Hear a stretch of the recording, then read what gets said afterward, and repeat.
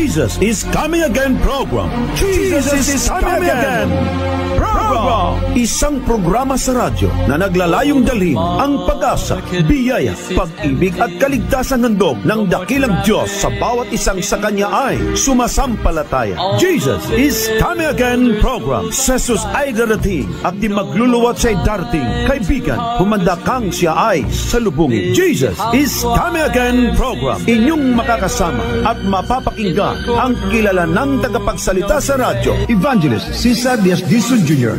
sa ating Jesus is Coming Again program. Comes through the gate, all the King is coming, the King is coming. I just heard the trumpet sounding.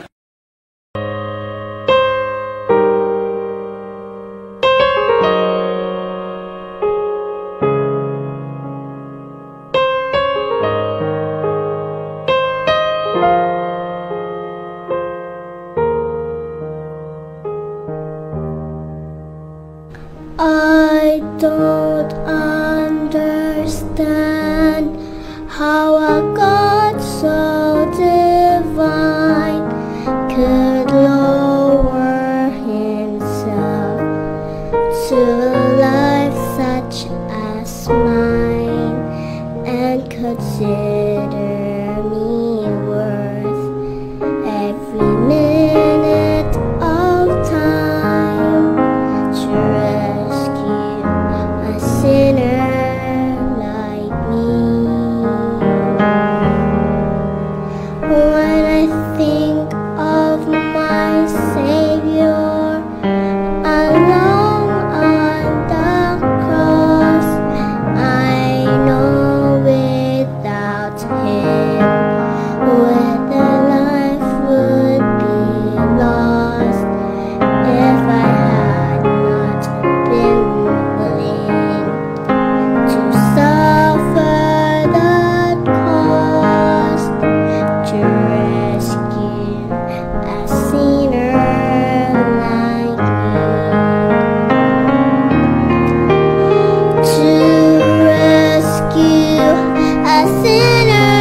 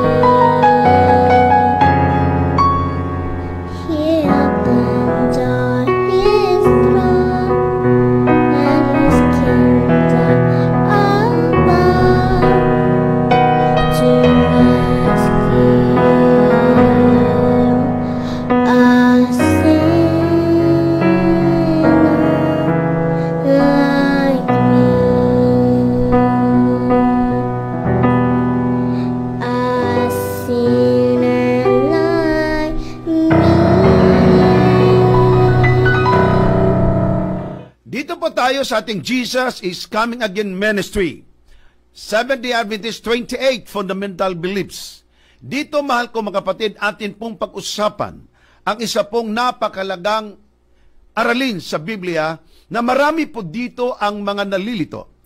Marami po dito ang hindi nakaunawa ng lubos patungkol sa kalagayan ng Godhead.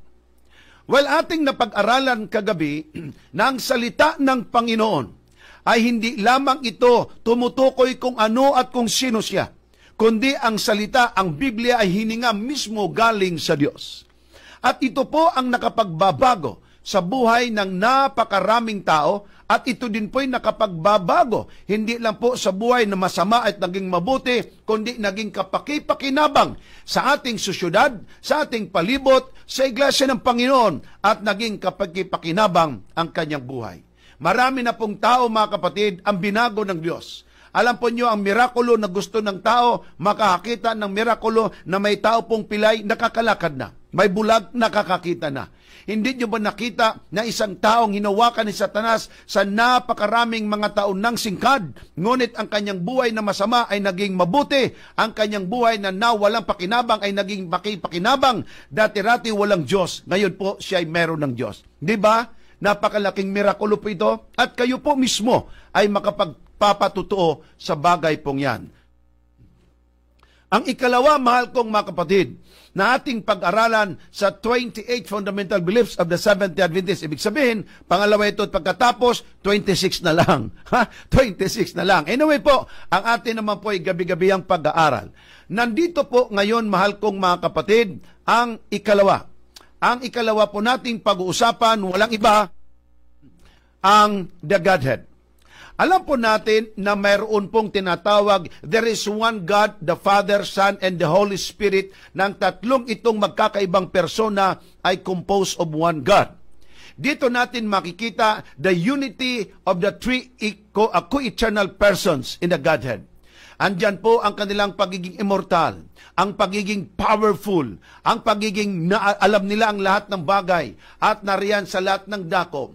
God is omnipotent. God is omniscient. God is omnipresent. Most powerful, all-knowing God. He is infinite and beyond human comprehension. Kaya nga po sinasabi ko sa inyo, marami pong mga tao na kanila pong ginagawa ay gustong sukatin ang Diyos, mga kapatid, sa kanilang sariling karunungan. Hindi po natin pwedeng sukatin ang Diyos, mahal ko mga kapatid, at ang kanyang mga gawa. Bakit? Sa sinabi ko na po, para kang kumuha ng ruler, kumuha ka ng yardstick na iyo pong sinukat ang lupa, ang distansya patungong langit. Ito'y napaka-imposibleng gawin ng tao. Ang tao, mga kapatid, sinukat nila ang buwan, ang pinakamalapit na bituin sa ating planetang Earth. Mahal kong mga kapatid, ng pangalan ay Alpha Centauri.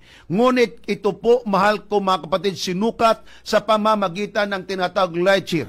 With a speed na masyadong napakabilis, mahal kong mga kapatid, 3 taon at kalahati pa, saka pa ang light year nakarating doon. Ang speed niya ay di basta-basta. Lalo na kung gamitin mo pa ang yardstick, kailan mo matapos kaya yan? Ang ating pong topic ngayon, mahal kong mga kapatid, ang pangalawa, the Godhead. Ano po ba ang tungkol sa Diyos? Kung atin pong basahin, mga kapatid, ang karanasan ng tao, napakarami pong teorya sa atin pong kapanahonan po ngayon na nag-explain about God. Hindi lang po nag-explain about God. Inangkin na sila ang Diyos Ama, sila din ang Diyos Anak, sila ang Diyos Espiritu Santo. Mga teorya, kaisipan at pag-aangkin, gawa't lalang lamang ng tao. Atin din pong unawain, mga kapatid, ang isang aral ng Biblia patungkol sa Godhead na ang tao po ay hindi pwedeng makaunawa patungkol sa Diyos. Ang ways of God, di natin maunawaan, maliban lang kung tayo nakadepende sa Diyos. Kung tayo po'y nakadepende lamang sa ating sarili, wala po tayong magagawa, mahal kong mga kapatid at mga kaibigan. Kaya nga po, ang tao, ang bawat isa sa atin ay dapat manalangin na ang bawat isa sa atin ay makakaalam ng kanyang kalooban ayon sa kagandahang loob ng ating dakilang Diyos. Atin pong alam na ang mga kasulatan, ang Biblia, mahal ko mga kapatid, ay maraming karunungan patungkol kung ano ang Diyos, kung ano ang nauukol para sa Diyos. Ang Diyos po, kung ating titinan, is a mystery. Ikaw at ako'y nilalangbuat lang sa abok ng lupa. Ang mundong ibabaw, kapatid, napakalawak. Ang buong solar system natin ay napakalawak, mahal kong mga kapatid. Ang lahat ng ito ay ginawa at lalang ng ating dakilang Diyos. Dahilan po dito, ating makita, ating maintindihan, ating mapangunawa ng Diyos talaga ay dakila. Higit sa lahat, ating pong nakita na bago po nadiskubrihan ng tao ang sanglibutan, ang Diyos nagsabi, ang mundo'y bilog. Ang mundo po'y nakalutang lamang sa hangin. Ayaw paniwalaan ng mga tao nung araw, ngunit kanila pong nadiskubrihan na totoo at tama ang sinabi ng Biblia. Ang Diyos, mga kapatid, ay hindi pwedeng sukatin ng tao. Tulad na ang Diyos, hindi mo pwedeng ilagay sa glass tube para po iyong eksperimentuhan kung ano at kung sino siya. Kung atin pong papansinin, ang Diyos po ay pwede natin siyang makilala, pwede natin siyang mapag-aralan, pwede po natin siya, mga kapatid, makapaniig. Siya po ay maaari nating malapitan. Well, in fact, si Jesus Christ, galing sa langit, pumarito siya sa lupa para ipakilala that God can be a friend of you. Maraming mga taong sumisigaw at nagsasabi, kung mayroong Diyos, ba't namamatay ang aking mister, ang aking misis, ang aking anak? Hindi po kasi natin naunawaan kung ano ang Diyos. Natandaan po ninyo, walang lalaki at babaeng nagmahalan na kung sila nakapagpakasal na at sila po'y nagkaroon ng anak, ay nanukala agad sila kung sinong una sa kanilang papatay sa kanilang unang anak. Walang magulang na matitino, kapatid, na iniisip nilang ganon. Kung naisip ng isang nanay, ng isang tatay ang kabutihan para sa kanyang anak, much more ang Diyos na siyang gumawa ng nanay, ng tatay, at ng mga anak at ng buong pamilya. Higit, mga kapatid. Bibihira lang nga ang ating makita na tao po ay handang mamatay para sa kanyang pamilya. Pero ang Diyos, nagkataong tao, dinemonstrate niya ito, mahal kong mga kapatid, na siya po ay nagkataong tao at namatay. Sa atin pong pag-aaral, gusto ko po, mga kapatid, inyo pong maunawaan, inyo pong maintindihan ang patungkol kung ano ang Diyos. Now, aking marahil masabi sa inyo kung anong alam ko patungkol sa Diyos. Ngunit hanggang doon lang po yun. Alam po ninyo, ang Diyos po mas lalo nyong makikilala kung meron tayong tinatawag na personal experience with God.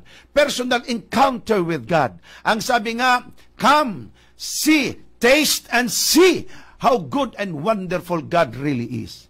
Meron pong isang kwento, mga kapatid, na isang Kristiyano pinulaan ng isang atheist. Ang sabi po ng isang atheist, paano mo masabi na ang iyong Diyos ay mabuti? Ang sabi po ng Kristiyano, yes, ang Diyos ay napakabuti. Sabi niya, ang iyong Diyos ay hindi mabuti. Walang kwintang iyong Diyos. Ang Diyos di mabuti. Ang iyong Diyos ay walang kang kapakinabangan yan. Hindi yan totoo. Well, ang isang tao di mo mapilit na mapaniwala kung anong gusto niyang paniwalaan. Alam niyo, mga kapatid, ang nangyari, ito pong Kristiyano ay nagpakita ng isang mangga. Ang sabi niya sa isang atheist na, Sir, ang mangga bang ito, matamis o maasim? Sabi ng atheist na may pangiti, paano ko malaman na maasim o kaya yan ay matamis? Ay hindi ko pa nga natikman. Sabi niya, Sir, paano mo masabi ng aking Diyos ay di mabuti habang hindi mo pa nga nasubukan? Kapatid, kaibigan ko, if you have personal encounter with God, if you have personal experience with God, if you have that personal experience about God's grace, about God's love, about His faithfulness, His kindness, His passion, His compassion towards human being, hindi po ninyo masasabi, mahal ko mga kapatid, kung ano nga ang Diyos na lubusan para sa inyo. Si Haring David ay nagsabi, Psalm 91 verse 1, The Lord is my shepherd. Pag sinabi niyang, the Lord is my, is not yours, is not ours, but personal. He said, He is my shepherd. At sinabi niya, the Lord is my shepherd, I shall not want. Pagka ang Panginoon ay nariyan sa inyo, nariyan sa akin, you need of nothing. Why? Sapagkat yung ikay nagugutom, sabi ni Haring David, sabi ng Panginoon Hesus, mga kapatid, the Lord is my shepherd. Sabi niya, I am the bread of life. Ikaw ba ay nauuhaw? Sabi niya, I am the living water. Kung ikay nangangailangan ng mabuting shepherd, sabi ng Panginoon Hesus, I am the good shepherd. Nasinsay ba yung daan? Sabi niya, I am the way. Gusto mo bang makita ang langit, mga kapatid, at ating mapuntahan? Sabi niya, I am the way. If you want to know about God the Father, He said, I am the way. Ikaw ba'y nariyan sa kadimlan? Ikaw ba'y nadidiliman? Sabi niya, I am the light of the world. If you have Jesus, it's more than ATM na tinatawag nilang cashless society. May ATM ka lang, basta may bangko, may pera, kahit di ka na magdala ng pera. Remember, my friends, may awit na nagsasabi, kunin mo ng lahat sa akin, itira lamang ang Panginoong Hesus. That's everything to him or to her, or to me, to us. Why? Because God is everything. When we say, the Lord is my shepherd, it means He is your Lord, He is your God, He is your King, He is your teacher, your master teacher, your guide, your master guide, your creator, your savior, your friend, your lawyer, your everything. Name it. God is everything.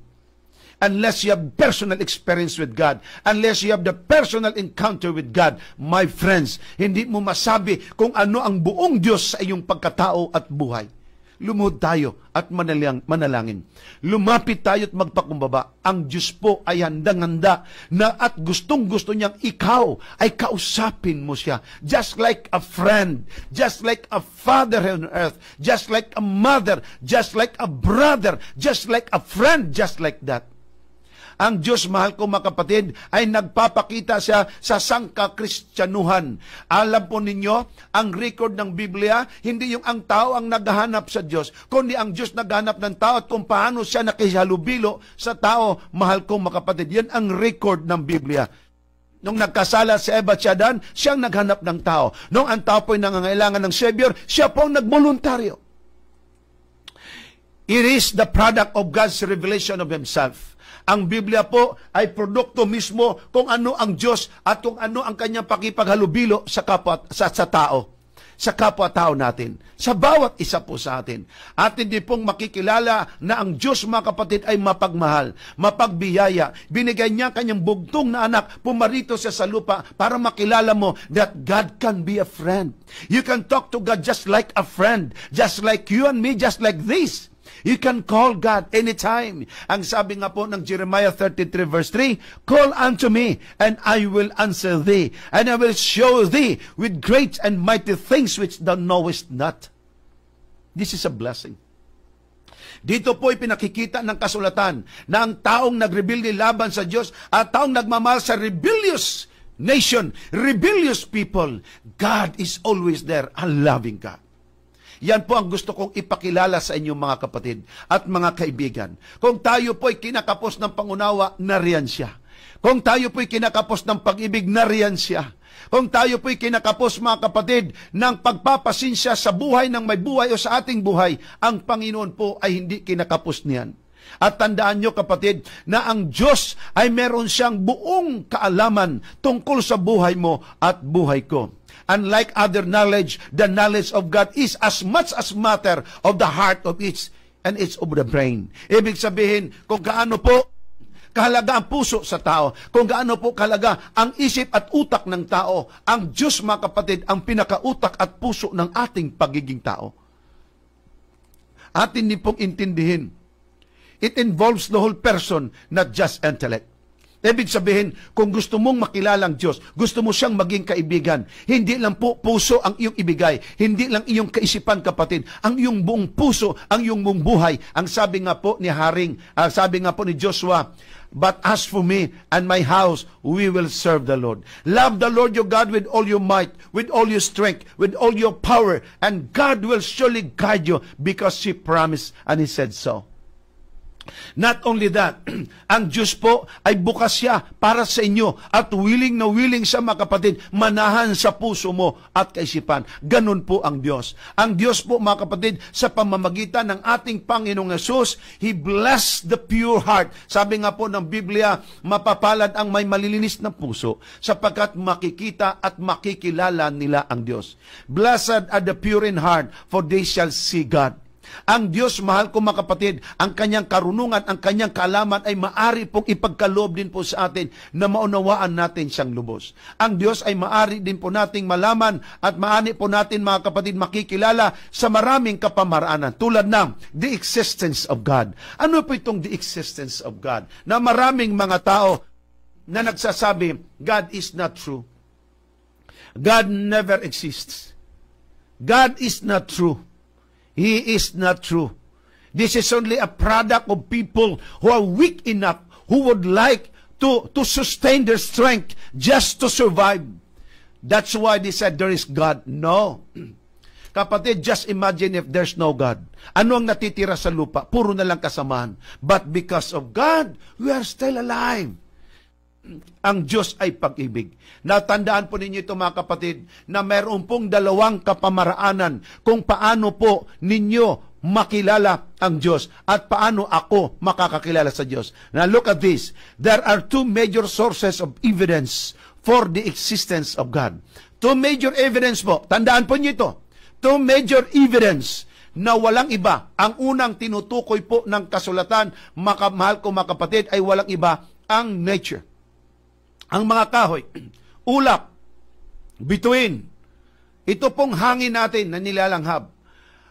Ang atin pong ilog, mga batis, tubig, dagat, lupa, buhangin, mga bato, mga kahoy, tao. Kung wala pong Diyos, mahal kong mga kapatid, sino ang may lalang ng lahat ng yan? Ang ikalawa, walang iba, ang Diyos ay maari mong malaman at makilala dito po sa Biblia. Buksan po ninyo ang kasulatan, inyo pong makikita kung ano ang Diyos. Makikita po natin kung ano ang pag-ibig ng Diyos sa inyo, sa akin, sa atin pong lahat, mahal kong mga kapatid. Atin pong makilala ang Diyos at makikita ang kanyang kabutihan. Again, sa dalawang mahalagang bagay. Book of nature and then the book of, which is the book, the Bible, the Holy Scriptures. Diyan po natin makikita kung ano at kung sino ang Diyos. Now, hindi lang po yan, mahal kong mga kapatid. Ang Diyos po sa pamagitan ni John, he said, John maintained that God's revelations including nature.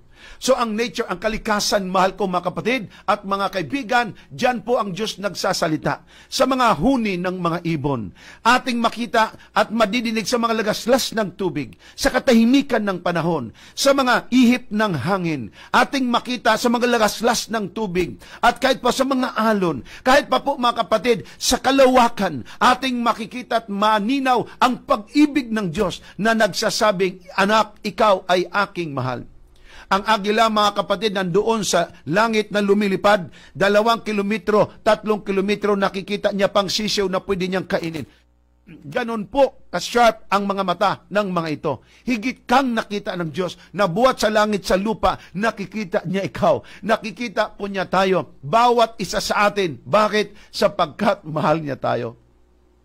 Sabi po ni Apostol Pablo na ang Panginoon, mahal kong mga kapatid, ay maaari siyang makikilala sa kanyang pagiging siya. Yung attributes na Diyos ng pagiging mahabagin, ang pagiging maunawain, ang pagiging mapagpatawad, ang Diyos ay mapagmahal. Kapatid, sa ating pong topic nito, wala po akong ibang ipakikilala sa inyo na ang Diyos na nagpatawad sa akin, ang Diyos na nagmahal sa akin, ang Diyos na magpatawad, nagmamahal sa inyo, at gusto niyang inyo po siyang kausapin, atin siyang kausapin. Because of this, akin pong masabi sa inyo na ang Panginoon ay handang makilala siya ninyo, nating lahat.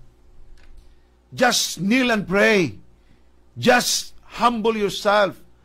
May problema ka ba kung anong mga suliranin? God is willing to listen to your prayers, my friends. Ang evidence po ng creation, ng paglalang, mahal kong mga kapatid, ay maaari mong malaman na true nature, ang Panginoon po, mahal kong mga kapatid, ay totoo. Sabi nga po ni Haring David sa Aklat ng Mga Awit, Kapitulo 19, talatang 1, that the firmament, the heavens declares the glory of God, and the firmament shows His handwork.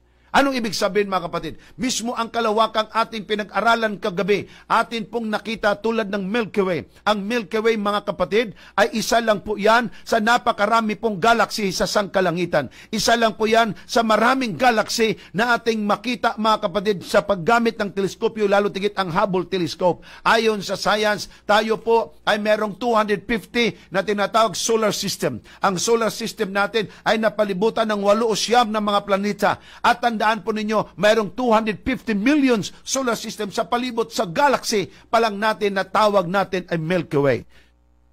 Mga kapatid at mga kaibigan, Ang galaxy na nasa langit is not only 1 million, not only 1 billion, but trillions and trillions of galaxies. Ang sabi nga ng Biblia, maaari mong bilangin ang lahat ng mga buhangin sa lupa, ngunit mas madami pa ang mga bituing nandoon sa langit. You can say and tell the world, thank you Lord sa ulap, salamat Panginoon sa ulan, salamat Panginoon sa hamog, salamat sa langit, salamat sa mga bituin, salamat sa buwan, salamat sa araw. Lahat ng ito pagtingala mo mga kapatid, ni minsan, hindi ka malang nakapag-contribute na nagkaroon ng ulap. Hindi ka malang nakapag-contribute na magkaroon ng isa pong bituin. It's only God. Through nature, you can talk to God. Alam po ninyo, maraming mga tao nagsasabi, alam mo, Pastor Dizon, Evangelist Dizon, natutuwa kami sapagkat kayo po laging malapit sa Diyos. Wala kayong problema. Kapatid, sabihan ko kayo, walang tao sa balat ng lupa na walang problema. Gusto ni Satanas, mamroblema tayo at mawalan tayo ng pag-asa. Sa panahon na ako po, mga kapatid, ay nangihina at nanglulupaypay. Physically, mentally, emotionally, ako po'y lumalabas, tumitingala sa langit at doon po kinakausap ko ang Diyos. After 30 minutes, after 1 hour, 2 hours makikipag-usap sa Diyos, doon ko po na-feel para akong isang low battery ng isa pong cellphone na cha-charge muli. Talk to God through nature. At the middle of the night, at early in the morning, kneel and pray. Talk to your God. God is so much and very much happy to see a child, a weakling one, na lumuhod at manalangin alang-alang sa kanya pong Panginoon makipag-usap. Ang Biblia ay nagsasabi sa atin that from beyond the stars, God cares for you. Ang Diyos po ay nagmamahal sa inyo. Ang Diyos po ay nagmamahal sa akin. He cares for you. Dito po ating makikita from the evidence of the Holy Scriptures, mahal kong mga kapatid, na ang Diyos ay paari po nating makilala, mapatunayan ang pagiging Diyos at kung sino siya, mahal kong mga kapatid, sa pamagitan na rin kanyang salita. Sinabi nga po ng Biblia, in the beginning God created the heavens and the earth. Dito natin makikita at makilala that God is powerful. God is omnipotent. God is really great and powerful na sa inyong pwede at aking masaligan. Kaibigan, ang Diyos po ay ipinakikilala ng Biblia at ma-describe po natin mga kapatid that God is the sustainer. He is the Jehovah Jireh. He is your provider. He is the one who give you health. He give you strength. He give you food, water to drink, and a place to sleep. God is everything. He is your sustainer. He is the ruler of all creation. He is not only the creator of the whole Philippines, but He is the creator of all universe. At ang ating dakilang Diyos, mabasa natin sa Biblia that He did all these things. At sinabi po sa atin ng kasulatan, mga kapatid, sa Aklat ng Awit 14, ang talata po'y 1, na ang sabi nga po na ang Diyos na gumawa ng langit at ng lupa, tinawag siyang powerful God, the most powerful God, na kahit pa ang mga taong mga Buddhist, mga Hindus, mga atheist, na hindi naniniwala sa Diyos na ating kinikilala, ay inyo pong makita, ating makita, na ang Diyos ay pwede rin pong mag-reveal at magpakita at magpakilala sa kanila at sa kanyang karunungan. Atin din pong malaman, mga kapatid, sa banal na kasulatan, na ang Diyos, mahal kong mga kapatid, na siya po ay mayroong pangalan. Pangalan na kung saan tumutukoy sa pagiging kung ano siya. Tumutukoy kung ano ang Diyos sa inyo at sa aking buhay. Alam nyo, may tinatawag tayo, mga kapatid, na proper name. Ang Diyos meron din pong tinatawag na proper name. Ang Diyos po may tinatawag title name. Siya po'y tinatawag ayon sa kanyang karakter, ayon sa kanyang likas, ayon sa kanyang attributes, ayon sa pagiging kung ano at kung sino siya. Ang Diyos po, mahal ko mga kapatid, sa pagsulat nitong Biblia, atin pong makita na makikita natin siya at makikilala, tinatawag sa iba't ibang pagkatawag sa kanyang pangalan na tumutukoy sa kanyang best character. Not only that, atin pong makita, mga kapatid, na ang Diyos na may dala ng kanyang pangalan, ang Diyos na may dala ng kanyang kadakilaan ay maaari mong makilala. Halimbawa, mahal kong mga kapatid, I'm very much happy to share this one to you. Ang Diyos po ay tinawag na Elohim. El means God. Elohim, ang ibig sabihin po ay the name refers to God's incredible power and might. So, pagka ikaw ay sumurrender sa Panginoon, as I've told you yesterday night, pagka ikaw po'y sumurrender sa tao, katatawanan ka. Pag sumurrender ka, sumuko ka, ikaw mga kapatid ay talaga namang bubulihin ka o ibubuli ka. But the moment that you surrender your life to God, you are a winner. You are not na para bagang taong walang pakinabang at wala po mga kapatid na makitang pag-asa. But the moment you surrender to God, you are the winner. You are not the loser. You are the victorious person sa harapan ng Diyos. Why? The moment na kung saan ikaw ay sumama, lumuhod, kilalanin ang Panginoon, tanggapin siya mga kapatid, then you have the incredible God. You have the incredible, powerful, and mighty God. Ang Diyos din po ay tinawag kapatid sa Biblia, Yahweh. Yahweh, na ang ibig sabihin mga kapatid, the Lord. So kung atin pong basahin ang Biblia, malinaw, mahal ko mga kapatid, the moment na tinanggap mo ang Panginoon, then you have the Lord. Alam niyo kung bakit ayaw ni Satanas na makilala mo ang Panginoon? The moment na makilala mo ang Panginoon, mayroon kang Lord sa buhay mo, mayroon kang Diyos sa buhay mo na makapangyarihan. Alam niyang lahat. Siya po'y dakila. He is a mighty God. He is the Almighty God. He is everything. Ibig sabihin lamang mapahiwalay ka sa kamay ni Satanas at mapunta ka sa Diyos na may pag-asa at kaligtasan. Ang Diyos din po ay tinawag na Abba. Ibig sabihin, Father. Tawag ng iba, Daddy. So ang ibig sabihin mga kapatid, if you have Jesus, if you have God the Father, if you have God in your life, you have the sure Father. He will protect you. He will love you. He will show to you about His mighty power. Ang Diyos naman ay tinawag ding El Elyon. The God or the Lord Most High or God Most High. Dito ating makita mga kapatid, pag ikaw ay tumawag sa kanyang El Elyon, it means God Most High. Ang Diyos din po mga kapatid ay tinawag na El Roy. Ang ibig sabihin, the God who sees. Ang Diyos nakakakita sa atin. Alam niya, kilala niya ikaw, kilala niya ako, kilala niya tayong lahat. Nakakakita sa iyong kalungkutan. Nakakakita sa iyong mga luha. Sa mga nanay na nandoon po sa Saudi Arabia, nandoon po sa China, sa Japan, sa Korea, o nandoon siguro sa Kingdom of Saudi Arabia, sa Qatar, sa Dammam, at saan pang lugar na kung saan walang kamag-anak, walang kakilala, isang babae nagsapalaran, 24 anyos, 25 anyos, na iniwanan ang isa, dalawang anak, pumunta doon magpakatulong, at doon mga kapatid minamaltrato pa, umiiyak, at doon mga kapatid araw at gabi, ang unan ay basang-basa dalan sa mga luha. Kapatid, nakikita ng Diyos yan. Nadama ng Diyos yan. What you need to do ay lumapit ka lamang at manalangin at hindi ka niya pababayaan. When we say El Roy, again, the God who sees. Pagka tinawag mo siyang El Elyon, okay? Again, atin pong nabasa ito kanina, God Most High. O number 6, El Shaddai. Ang ibig sabihin po ng El Shaddai, God Almighty. Oh, wonderful. Tinawag po natin siyang El Shaddai, God Almighty. Kaya nga po meron tong awit na El Shaddai, El Shaddai. Number 7, Yahweh Jireh o Jehovah Jireh. Tinawag natin siyang Yahweh Jireh. It means the Lord will provide. He is your protector. He is your provider. Ito mga kapatid, nangyari ito sa buhay ko. Sa totoo lang, meron pong kapatid tayo sa pananampalataya na dapat maoperahan. Kailangan niyang dugo. Lumapit sa akin ang sabi, Pastor, ang akin pong asawa, pagka di mo operahan, mamamatay. Tulungan nyo kami, Pastor. Kailangan namin ang type O blood. Anong ibig sabihin mo, brother? Kung type O po kayo, pahingi ng dugo. Para bagang asin lang na hinihingi, mga kapatid. Sabi ko, sige po. Papasok na ba ako sa Adventist Hospital? Sinabihan pa ako, mga kapatid, na pumunta po kayo sa Red Cross, doon po kayo mag-bloodletting. Pumunta pa ako doon, mga kapatid, na masahe pa ako.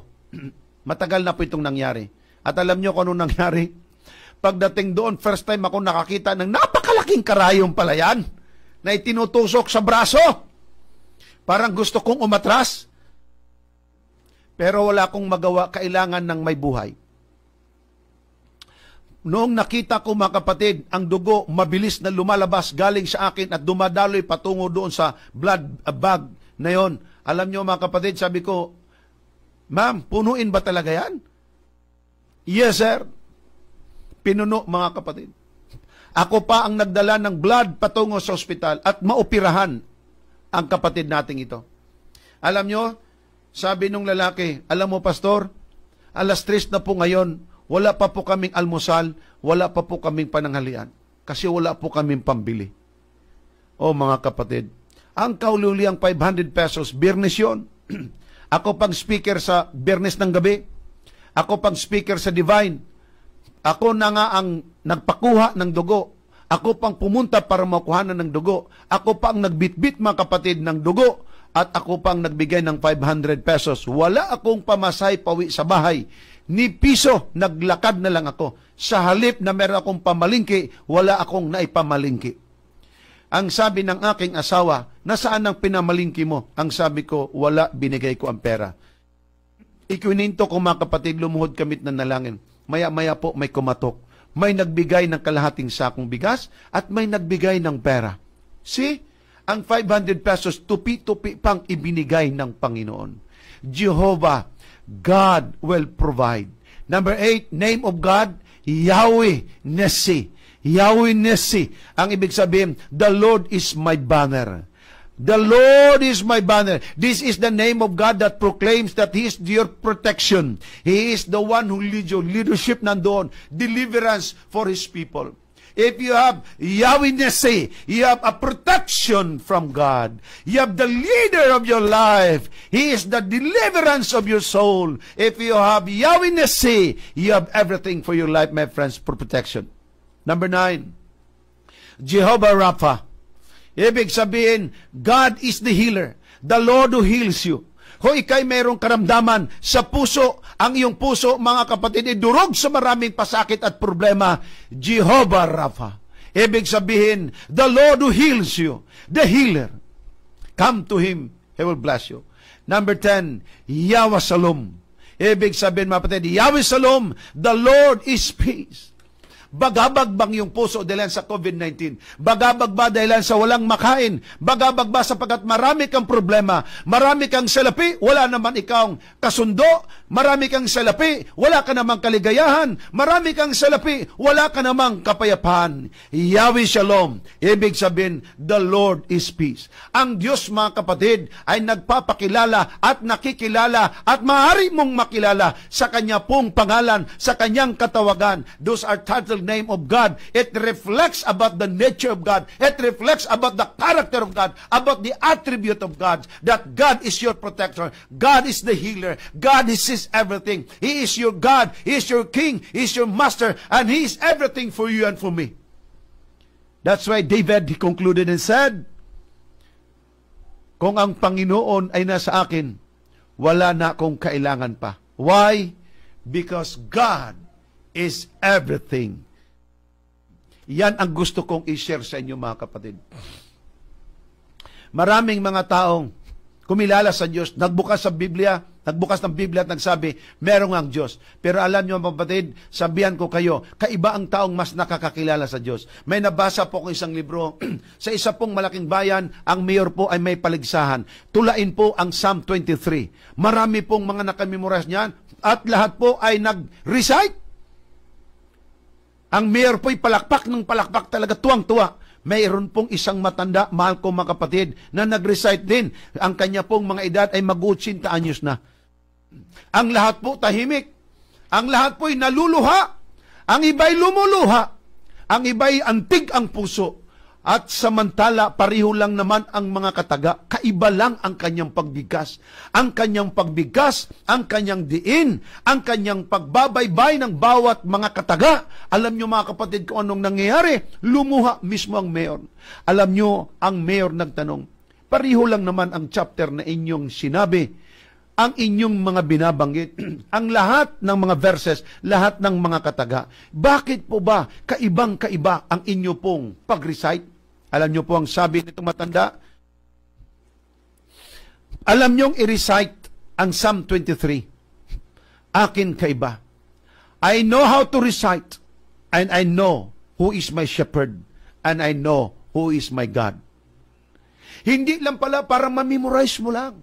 Hindi pala sapagkat memorize mo lang ang Biblia. Hindi lang sapagkat memorize mo ang Psalm 23, ang Psalm 91 to protect us. But you need to know the honor of that Psalm 23. Ang laman noon, kapatid, the meat of that. Kung sa singsing pa, yung tampok. Yung kung sa ice cream pa, yung cream. Kung sa asukal pa, yung tamis, kapatid. Hindi lamang kilala mo at alam mo ang Psalm 23. But you should know the shepherd itself. Jehovah, Yahweh Shalom, the Lord is peace. Maari mo siyang makilala. Ito po ang mga gawain naman ng Diyos. Una, He introduced as Creator.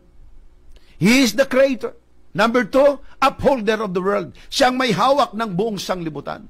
Next, number 3, Redeemer and Savior. Wow! Siya na ang Creator. Nagkasala ang tao. Siya pa, mga kapatid, ang nag-redeem through His blood. And He is our Savior. Wonderful. Alam po ninyo, walang dahilan ang tao di maligtas. Liban lang kung di talaga magbago. Kailangan mo ng kaibigan. He said, I am your friend. Nagugutom ka, I am the bread of life. Nauuhaw ka, I am the living water. Gusto mo mapunta sa Ama, I am the way. Kailangan mo ng shepherd. He said, I am the good shepherd. Ikaw ba'y nalilinlang ng kaaway, nasa kadimlan? He said, I am the light. I can be your friend. I can be your father. I can be your guide. I can be everything for you.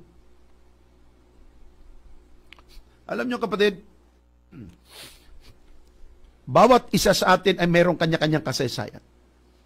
Isipin mo sa iyong buhay, maaari mong magawa ang lahat. Bakit? Sa buhay mo, ikaw ng director, ikaw ng assistant director, ikaw pa ang head director.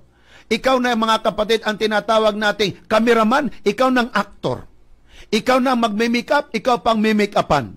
Ikaw nang gagawa ng action mo, ikaw pang nag-i-instruction sa sarili mo. Pambihira kung di mo pa mapaganda ang pelikula mo. Kung light, camera, action, kak! Action, ikaw pa yon? O kapatid, nandyan na sa inyo ang lahat ng nasa Biblia. Nandyan sa atin Genesis, Exodus, Leviticus, Number, Deuteronomy, Joshua, Judges, Ruth, hanggang sa Matthew, Marcos, Lucas, Juan, hanggang sa aklat ng Apokalipsis. May pagsamba tayong Merkulis, may pagsamba tayong Biyernes, may pagsamba tayong Sabado, may pagsamba tayong Sabado ng gabi, Sabado ng hapon. Meron tayong pagsamba sa umaga sa ating bahay, pagsamba sa gabi. Meron tayong mga propeta. Nandyan si Ezekiel, Daniel, Hosea, Joel, Amos, Obadiah, Micah, na Mabakok, si Panay, Hagay, si Karaya, Malakay. Nandyan ang Panginoon Kristo. Nandyan ang Holy Spirit. Nandyan ang God of Father. Nandyan po ang mga anghel. Nandyan ang Biblia. Old and New Testament. Ano pa ang dahilan na ang tao hindi maliligtas? God, He gave everything. Ano ba ang hihigit pa sa buhay? Kapatid, ang pera makita. Ang buhay minsan lang. Ang binigay ng Diyos, He left the splendor of heaven. He left the beauty of heaven. And He died alone. Not where? Kundi doon sa isang kahiyahiyang kalagayan. Actually, sa ating nakita sa cross na may bahag pang Panginoon, ang totoo niyan, kapatid, hinubaran nilang Panginoon. Hubot-hubad ang Panginoon. Hiniya nila ng gusto. Pero ang Panginoon, mamamatay na lang. Ang kanya pang sinabi, Ama, patawarin sila sa kanilang mga kasalanan. That is your Redeemer. That is your Savior. Yan pong pinagmamalaki ko at pinagmamayabang ko. If God is not a Redeemer, if God is not a Savior and a forgiving God, we don't have hope at all. And no reason to serve God. But we can serve God everything that we can do. Why? Because God is everything. Number 4, mahal kong mga kaibigan. Number 4, okay, carrying the burden for humanity, ultimate destiny. Siya po, mga kapatid, ang may hawak ng buhay mo. At di lang po yun, He makes plans for your life. Yan po ang mga gawain ng Diyos. Number 6, He forgives sins. Siya po'y nagpapatawad. Siya nagpatawad sa isang babaeng patutot. Siya nagpatawad kay David na isang kriminal at adulterer. Siya nagpatawad kay Abraham na isang sinungaling. Ganun kay Isaac, kay Jacob. Siya po'y nagpatawad kay Saul na dati-dati manguusig. Isang kriminal, mamamatay tao. But He changed the life of Saul to Paul. He changed the life of Peter from the son of thunder and being a spokesperson of God. John, tinawag the Son of Thunder, but after all, he was changed. He was called by God, and he said, Son, the Beloved. John, the Beloved. He changes my life. He can change your life. Gawain po ng Diyos yan ang magpapatawad. Alam niyo po, ang tao, kung magkasala ang tao sa tao, ay naku po kapatid, kahit hanggang sa kapapuhan, pinalaala pa yung kasalanan. But Jesus, He promised. He said, I will remember your sins no more. What's the use of remembering all those sins? It never helps. Wala po itong pakinabang, mga kapatid. You know what? We need to study really. We need to study our Bible as we have never studied before. Unless we arise to the whole year and the highest stage of religious life, my friends, we might not be ready for the appearing of our Lord Jesus Christ in the clouds of heaven someday. It's not just like a basketball 5 minutes extension or 10 minutes extension. No. If it is over, it's over. If it is time, it's time. God can forgive you, and He will forgive you. Consequently, deserves our worship.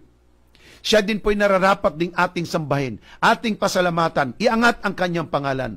Ang buong kasulatan, mga kapatid, ay nagpapakita na ang Diyos ang siyang Pangulo, siya po ang ruler natin, siya po ang King Eternal. He is the King of Kings and Lord of Lords, and He is a God of all gods. And He is everything. He is immortal, invisible, the only God in the world. Ang Biblia ay nagsasabi din po sa atin that Jesus, through Jesus Christ, He confirms that God can be a personal friend. He can be a personal God. God can be my God, and He is my God, and He can be your God. God can be a personal God. And that's what He wants. Ang Diyos po ay napakabuti. Ito po ang mga attributes ng Diyos.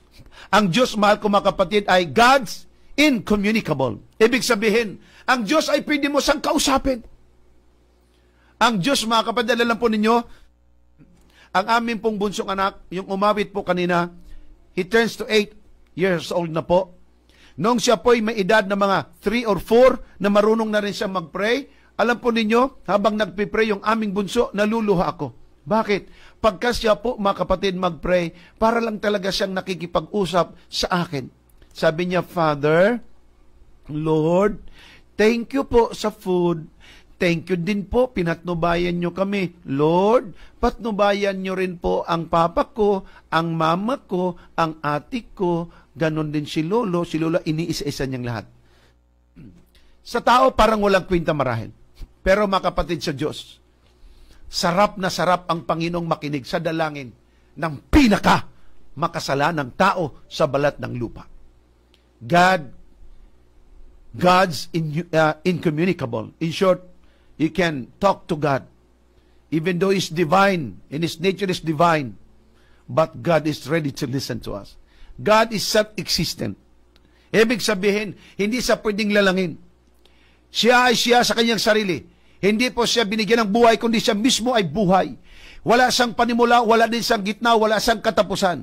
God is omnipotent. God is everything. He is in the ceaseless eternity because He is eternity by He Himself. Number 3, He is independent in will. Hindi po siya, mga kapatid, na pwede mong turuan at turuan ko. Alam niya ang dapat at nararapat gawin. Because He's a powerful God. God is omniscient. He is all-knowing God. Kilala niya ikaw, kilala niya ako. Alam niya kung saan tayo. He knows everything. Ang inyong buhay ay katulad lamang ng isang librong nabubuksan. Ang ating buhay ay parang papel na may mga litra at mga sulat na nababasa. Walang imposible sa Diyos. Ang kamay ng Diyos, kapatid, ay hindi rin pong maiksi at walang imposible sa Diyos. Kaya niyang iabot ang pagpapala at pagliligtas sa inyo. Yan ang gusto kong ipakilala sa inyo. Ang panglima, He knows the end from the beginning. Ito po yung sinabi ko sa inyo. Even Jesus Christ, He claimed, He said, I am the beginning and the end. I am the Alpha and the Omega. He knows the end from the beginning. He knows the beginning to the end. He is everything. Kapatid, sinasabi po sa atin ng Biblia ng ganitong mga bagay sapagkat ang Panginoon ay gusto niyang makilala ikaw. Makilala niya ako. Magkapaniigan ang bawat isa. Now, ito po mga kapatid ang karagdagan pa. Attributes about God. God is omnipresent. God, He is eternal. God is all-powerful, omnipotent God. At ang attributes ng Diyos mga kapatid is immutable. Ibig sabihin is unchangeable God. Hindi siya mga kapatid na pabago-bago, kaya nga po ang kautusan ng Diyos, Kanya pinangako sa Kanyang kabanalang, hindi niya babaguhin. God is a communicable God. Ang ating isipin kapatid na it includes about God's love. God is a loving God. God is gracious. He is God of grace. He is merciful. He is patient. God is holy. He is righteous. He is justice. He is just and loving God. God is everything. He loves you and He knows you. Ano naman ang sovereignty of God? According to the Bible, it's very clear, my friends. It clearly teaches us that God is sovereign. In what way? He does according to His will. Kanyang nilalang ang langit at ang lupa, unang araw, ikalaway, katloy, kaapat, kalimay, kaanim, pampito. That's why we cannot question God. Para lang po ikay gumagawa, mga kapatid, ng tinatawag natin na kulon, ang tawag ng iba, o palayok. Siya po magpapalayok, tayo yung palayok. Kung gusto niyang malaki-laki ang puwet, maliit-liit ang puwet, maliit ang bibig, bukas, nakabuka, nakasara, maiksi, o anuman, sapagkat siya ang designer. He knows everything. And He do what He wills. Now, whatever the Lord pleases, He does. He can bless you. Siya po'y natutuwa. Siya po, mga kapatid, ay gustong marinig tayo. Ayon sa Biblia, according to Apostle Paul, aware of God's sovereignty. Anong ibig sabihin, mga kapatid? Na ang Diyos mismo ang nagsasabi na Kanyang ginagawa ang kalooban niya sa buhay ng tao. Walang pinagkaiba katulad kay Saulo na ang kanyang kalooban at kagustuhang magiging isang special vessel si Apostol Pablo at nagiging mangangaral siya sa mga hintil. Ito naman pong mga dynamics within the Godhead, mga kapatid. Atin pong pag-usapan ang dynamics about God. O, sandali. Okay, dynamics within the Godhead. The oneness of God. Ito po ay ating pag-usapan. The oneness of God. In contrast to the heathen of the surrounding nations, Israel believed there was only one God. We believe that there is only one God. Pero mga kapatid, meron pong kalituhan ng iba dito sapagkat ganon nga po, hindi binubuksan ang puso, hindi binubuksan ang kaisipan, hindi binubuksan ang ating buong pagkatao. Tayo kasi, pagka nakarinig tayo tungkol sa salita ng Panginoon, maraming sermon sa amin yan. Meron akong Bible niyan. Huwag na akong turuan kasi ako'y nagtuturo din. No, just simply open your heart to God. Ang Diyos po ay isa lamang. Meron tayong isang Diyos. Ngunit ang pagkakilala natin sa Diyos ay hindi katulad ng Diyos dito sa lupa. Ang Diyos po'y hari. Ngunit ang pagkakilala natin sa Diyos na siyang hari ng mga hari ay hindi katulad sa ating pagkakilala sa ating hari. Pag sinabing may hari, may kariyan. At isang kariyan sa isang hari. Pagka mayroon tayong bansa, may isang presidente. Hindi dalawa, tatlo, apat na mga presidente. Sa Biblia, kapatid, there is only one God. But God, mga kapatid, kung inyo pong titinan ang Biblia, meron siyang tatlong persona. Atin pong pag-aralan yan. Ito po, mga kapatid, the New Testament makes the same emphasis that there is only one God. All the New Testament, yun po ang emphasis ng Biblia. The monotheistic emphasis does not contradict the Christian concept of true God or Trinity. There is God the Father, Son, and the Holy Spirit. Tayo po, mga kapatid, ay naniniwala sa tinatawag na monotheistic. Mono, isa lang po. Ang God ay hindi po, mga kapatid, na nagpapakilala na marami. Ang Diyos ay isa lamang na merong tatlong persona. Yan po ang ating pag-aralan, karugtong sa ating pag-aaral po ngayon. Ating tingnan, mahal kong mga kapatid, ang plurality within the Godhead. Ang ating topic is about Godhead. Na kung inyo pong titinan, there is plurality in the Godhead.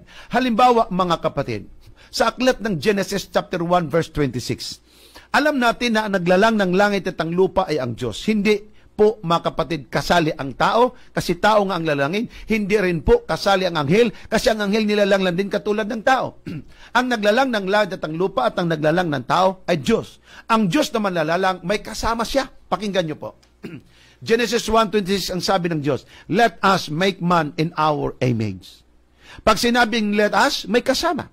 Pag sinabi natin our image, may kasama. Ang iba lang po nag-iisip na ang naglalang daw ay ang Ama lang. Tapos ang Panginoon Jesus nakatayo lang at tumingin habang ang Ama ay naglalang. No, walang ganon sa Biblia. Sariling kaisipan na lang po ng tao yon. Pag sinabi ng Diyos, let us, kasama niya. Make man in our image. Pag sinabing our image, mahal kong mga kapatid, that is plural. Hindi po yan. Kaya nga pong ating term dito, there is plurality within the Godhead. Isa pa po, sa aklat po ng Genesis 3 verse 22, nung ang tao po'y nakasala, ang tayo nakalam ng mabuti at masama, ang Diyos nagsabi, behold, the man has become like one of us. Us is plural. That's why there's plurality in the Godhead. At sinabi po ng aklat ng Genesis 11 verse 7, yung pong pagtayo ng Turi ng Babel, ang tao po'y nagsalita ng isang wika, sabi ng Diyos wala ng baha, pero nagpatayo pa rin ng Turi ng Babel na walang pananampalataya, kung bahayin daw, aakyat lang sila. Ang Diyos hindi natuwa. From heaven, God declares. And He said, let us come. Sabi niya, come. May tinatawag, come. Let us go down. Hindi po siya mag-isang bumaba. But He said, let us go down. Pag sinabing ang Diyos ang manlalalang at tinawag niya, siyempre manlalalang. Bakit? Kung ang nagsalita ay manlalalang at ang kanyang isinama isa ring manlalalang, in short, kapwa niya manlalalang. Co-creator, ka-manlalalang. Dito ating makita, mahal kong mga kapatid, na ang Diyos mismo ang nag-identify nito. Na itong salitang let us make man in our image, it's coming from the lips of God. Itong sinabing behold man become like one of us, it's coming from the lips of God. Pag sabi na come, let us go down, it's coming from the lips of God. It's not coming from the lips of Moses. It's not coming from the lips of anybody else in this world. It's coming from God. Noong ang Diyos ay nanukala sa puso't isipan, ang sabi niya, lalangin natin ang tao ayon sa ating wangis. Now, hindi pa siguro ito gaanong clear sa inyo. Atin po itong liwanagin, kapatid at kaibigan, kung ano po ang sinabi ng Biblia. Now, look at this. Ang salita pong us is plural. Ang salitang our is plural. Sa Tagalog pa, lalangin natin ang tao ayon sa ating wangis. Then, sa Exodus chapter 3 verse 4, sinabi din po ng Biblia, appearing to Moses, the angel of the Lord said, I am the God of your father. Parang singular lang ang tunog. I am God of your father. I am God of Abraham. I am the God of Isaac. Then I am God of Jacob. So hindi po sinabing gods. Alam niyo sa Biblia, mahal kong mga kapatid, ang salitang God is English term yan. Diyos sa atin o bathala, pero ang God sa wikang Hebreo, na ang Biblia po ay sinulat ang lumang tipan sa salitang Hebreo. Griego naman ang New Testament. Sa Hebreo, kapatid, ang salitang God, tinawag nila itong Elohim. Na atin pong tingnan, ang Elohim, kapatid, pagka sinabing singular, Eluah. Pagka plural, Elohim. Ang sabi ng Biblia, in the beginning God, o kaya in the beginning Elohim created the heavens and the earth. Now sa kanila po mga kapatid, ang salitang Elohim, plural po yan. Tingnan po natin. Genesis 1:1, in the beginning God, close parenthesis, Elohim. In the beginning God created the heaven and the earth. Ang salitang God or Elohim, sa mga Hebreo kapatid, pag sinabi natin Elohim, plural po yan. Sa English, pagka singular, walang S. Pagka plural, may S. God, gods. Lord, lords. Okay? Spoon, spoons. With S. Para po ma-indicate na ito po hindi lang isahan, kundi maramihan. Sa Hebreo, kapatid, di mo kailangang lagyan ng S. Sa salita pa lang nila, magkaintindihan na sila na plural. Halimbawa, pag sinabing Elohim, this is singular. Pero kung inyong titingnan, ang application niya ay plural. Bakit po singular? Sapagkat ang pangalang Elohim, isa lang word, Elohim, singular lang. Pero pala ang laman nito, ang application pala nito ay plural. Wala itong pinagkaiba, kapatid. Sa salitang 10, isa lang ang pangalan, 10. Pero ilang piso sa 10 pesos? 10. Pag sinabi mong 5, isa lang ang 5, 1 up to 10, isa lang ang 5. Pero ilan ang napaloob sa 5? 5. Kaya nga tinawag 5. Ang Luzon, Visayas at Mindanao, 3 malalaking isla, pero napaloob lang sa isang bansa. Mapilindo, Malaysia, Indonesia, Philippines. 3 malalaking bansa, pero isa lang ang tawag, Mapilindo. Luz Biminda, isa lang ang pangalan, pero mga kapatid, 3 ang tinutukoy, Luzon, Visayas at Mindanao. Hindi mo na kailangang lagyan pa ng S, plural na po agad yun. Hindi mo na gawing Elohims na lagyan ng S. Sa kanila, hindi mo pwedeng lagyan ng S, sapagkat ang pangalang Elohim, ibig sabihin po, ito ay plural na. Kung atin pong tingnan, iyon pong salitang Elohim, God, kung inyo pong tingnan yan sa Strong Hebrew and Greek dictionaries, inyo pong makita, mga kapatid, again, tulad po nito, ito po, ito po, mga kapatid, ito po yung mouse. Itong mouse natin, makikita natin sa ating computer, may arrow. Ang arrow po, kung kayo po merong e-sword, ang e-sword, electronic sword, it's the Word of God. Pagka meron kayo, mga kapatid, na Strong and Hebrew Greek dictionary, sa bawat salita, halimbawa, God, sa katabi noon ay meron pong number. Ang number na yun, mga kapatid, ang tawag noon ay strong number. Tulad halimbawa, ang salitang God, H433, Elohim, mayroon po siyang pakahulugan. Ilalabas sa iyo ang dictionary form, ibibigay sa iyo ang dictionary meaning. Ano ang meaning ng Elohim sa kanila? Sa Strong Hebrew and Greek dictionaries, ito po, kapatid, ang tawag ng Elohim. Elohim, plural, meaning plural. Pag sinabing plural, maramihan. Plural of H433. Gods in the ordinary sense, but especially used in the plural das, especially with the article of the supreme God, occasionally applied by way of the difference to magistrates. Dito po ating makikita at mababasa na ito palang salitang word na Elohim. Kung ito pala iyong intindihin, aking intindihin, ang salitang Elohim ay plural po yan. Tulad ng salitang family. Singular siya. Bakit? Sapagkat, mahal kong mga kapatid, isa lang family.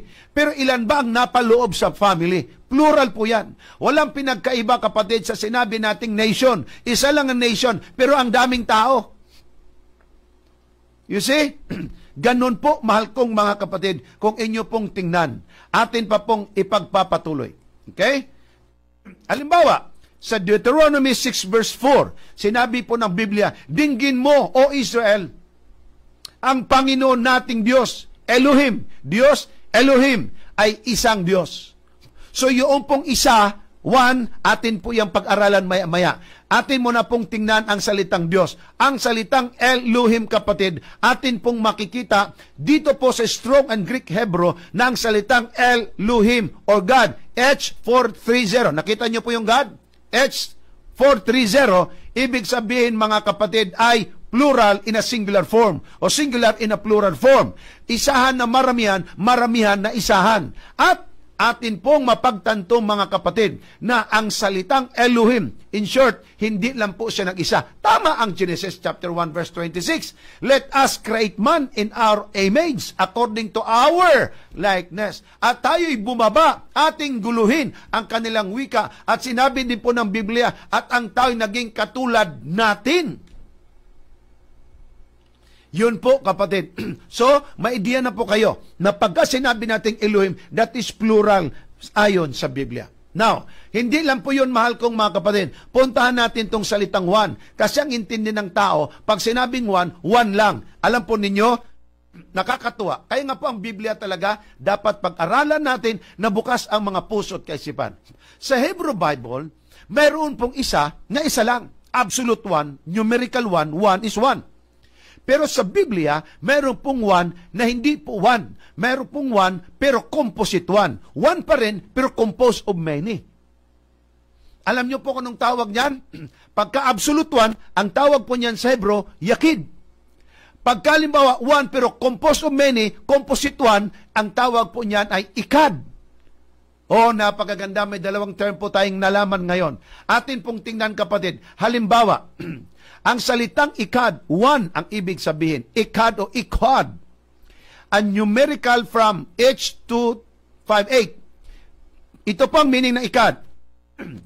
Properly united. Hindi lang united, but properly united. Kapatid, tulad ng United Nations.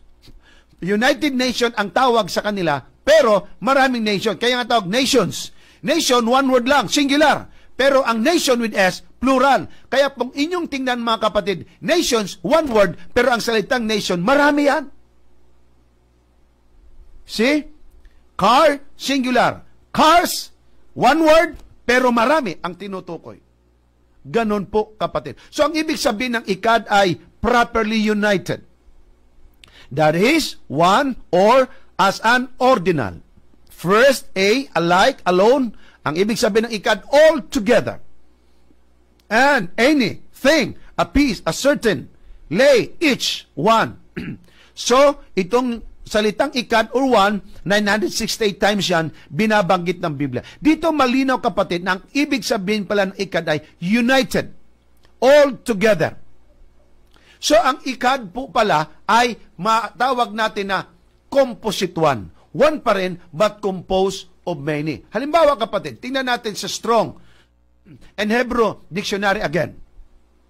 Ang salitang yakid, absolute one. Halimbawa, isa lang talaga ang Satanas. Isa lang ang Lucifer, absolute one yan. Isa lang talaga ang Kristo, absolute one yan. Isa lang talaga ang Kornero, absolute one yan. One. Pagka 1 up to 10, isa lang ang 1, absolute one. Ang tawag niyan, yakid. Ikalawang 1, sa Hebro, ikad. Anong ibig sabihin ng ikad?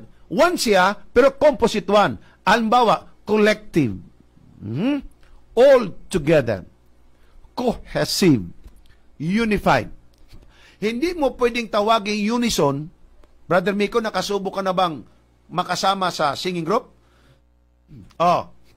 Sabi ng director, dito sa first stanza, lahat tayo pare-pareho, unison. Pag sinabing unison, pare-pareho to, sabay-sabay. Kapatid, walang unison pagka ikaw lang mag-isa. Tinawag mo pang unison ay mag-isa ka lang pala.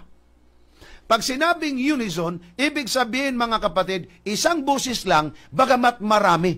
Pag sinabing unified, marami silang nagkaisa. Pag sinabing union, marami. Union Bank, marami sila. Ating tingnan, kapatid, ang puntong ito, kasi mahalaga po ito. Ito po'y one din naman, pero ang tawag nito, composite one. Halimbawa, Genesis chapter 2, 22 to 24. Sabi po ng verse 24, kaya't iiwan ng lalaki ang kanyang ama at ang kanyang ina, at makikipisan sa kanyang asawa. Pagka ang lalaki at babae kasal na, ito ang sabi ng Diyos. At silang dalawa, lalaki at babae, ay magiging isang laman. Yung isa, sa English, one flesh, ibig sabihin noon, ikad, hindi yakid, ikad. So ito po palang tinawag na isa, pwede rin palang maging isa, ang dalawa. Hindi lang po yon. Dito po, John 10:30, sabi ng wikang English, wikang Tagalog, ako at ang ama ay iisa. So, ang ama pala at ang anak, dalawa sila, pwede maging isa. Yan ang sinabi ng Biblia. Sa wikang Ingles, ito ang sabi, the Father and I are, plural, one is singular. Yung one doon, kapatid, ang tawag po nun, ikad. Okay? Again, magkukwis tayo mamaya, baka lumabas yan. So, ikad. So, pag sinabi nating ikad, hindi lang po absolute one o numerical one, kundi one din siya, but composed of many, cohesive. Ibig sabihin, all together, unified, unison. Ang Biblia po ay malinaw po tungkol sa baging yan. Hindi lang po yan. Sa aklat po ng John 17:21 and 22, ito po yung prayer ng Panginoong Hesus. Ito po ang prayer niya sa Ama. Ama, pagpalain ang mga ito upang, 21, upang silang lahat ay maging isa. Sino yung lahat? Yung 12 disciples. Sino pa, mahal kong mga kapatid? Yung mga mananampalataya na kanilang pinangaralan. Napakarami nila. Thousands na siguro. O baka million na rin siguro by the time. Ang Biblia po ay malinaw na nagsasabi sa atin ang prayer ng Panginoon na silang lahat ay maging isa. Ang lahat pala, pwede ring tawaging isa. Nagaya mo, Ama, sa akin at ako'y sa iyo na sila na may sumaatin upang ang sanglibutan ay sumampalataya na ako'y sinugo mo. One, ikad. Okay? Na tayo iisa. Tuloy, verse 22. Ang kalulatiang sa akin ibinigay mo, ay ibinigay mo sa kanila upang sila'y maging isa. At so that all of them will become one. Ito pa lang silang lahat, marami talaga. Pero ang konklusyon, one pa rin. Na silang lahat ay maging isa. Ito ang punto sa dulo pa. Na gaya naman natin na iisa. Saan ka makita ng natin na iisa? Dito po pinaliwanag sa atin. Ang tawag nito, ikad. 1, 2, 3. One composed of many. Ang tawag po ikad. Kaya nga po, ang sabi ko sa inyo, ang salitang Elohim, pangalan ng Diyos Elohim, singular pero plural siya. Tulad ng sabi, let us create man according to our image. Let us go down and compound their words or their language. Dito ating makita na may karapatan lang at tama lang na ang ikad ay hindi absolute one, kundi ito po ay composite one. One pa rin but composed of many. Kaya ang salitang Elohim, hindi lang po isang person, may kasama at least. Dito ating makita, mahal kong mga kapatid, sa aklat ng Genesis 1 verse 26, ulitin natin, sabi po dito, and God said, let us make man in our image after our likeness. So ang salitang let us, plural, our likeness, plural. Dito ating makita, mahal mga kapatid, ang salitang Elohim, again, it's God. It means plural. So dalawang ating pinag-aralan, ang salitang Elohim at ang salitang one na tinawag na ikad. Inyo pong mapagtanto agad na ang Diyos po ay hindi nag-iisa. Mayroon po siyang kasama. Again, paano po natin masabi na tatlo pala sila pero isa? Well, huwag muna po kayo mag-conclude, atin mo na pong ipagpatuloy ang ating pag-aaral. Ito po, Genesis 3 verse 22. And the Lord God, Elohim. Hindi po sinabing, and the Lords, and the gods. Hindi po ganon. Singular lang. Elohim, and the Lord Elohim. H430 said, behold, the man is become as one of us. So, pag sinabing Elohim, plural agad, hindi lang nag-iisang persona ang Diyos. May kasama siya. Well, tama lang din. Bakit? Ang Ama sa Biblia manlalalang. Si Jesus Christ sa John chapter 1, 1 up to 3, siya din po'y manlalalang. Sa aklat ng Job, sabi ni Job, ako'y nilalang ng Espiritu ng Diyos. Genesis chapter 1 verse 2, paglalang ng langit at ang lupa, sa verse 2, at ang Espiritu ng Diyos ay nasa ibabaw ng tubig. Nandun na po ang active participation ng Holy Spirit. Nasa ibabaw na agad siya ng tubig. In short, even from the beginning, the Holy Spirit was there, present. At sinabi po ng John chapter 1 up to 3, walang nalalang kung wala ang Panginoong Hesus. Ang linaw, kapatid, sinabi ng Biblia. So, ang word na God sa strong Greek and Hebrew dictionaries, Elohim, it means meaning plural. Okay? Plural. Again, Exodus 28:10. Anong meron dito? Yung remember the Sabbath day. Ito pang sabi, ha? Remember the Sabbath day to keep it holy. Verse 9. 6 days shalt thou labor and do all thy works. Verse 10. But the seventh day is the Sabbath of the Lord. Hindi Lords, kundi singular lang. Lord. Thy God. God is Elohim. Dito ating makita na ang Elohim, kapatid, ay plural again.